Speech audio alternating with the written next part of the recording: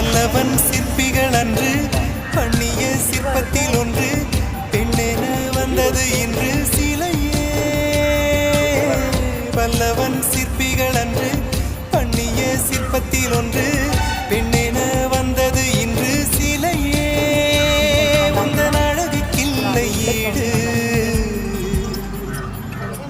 என்ன விலை அழகே, சொன்ன விலைக்கு வாங்க வருவேன். விலை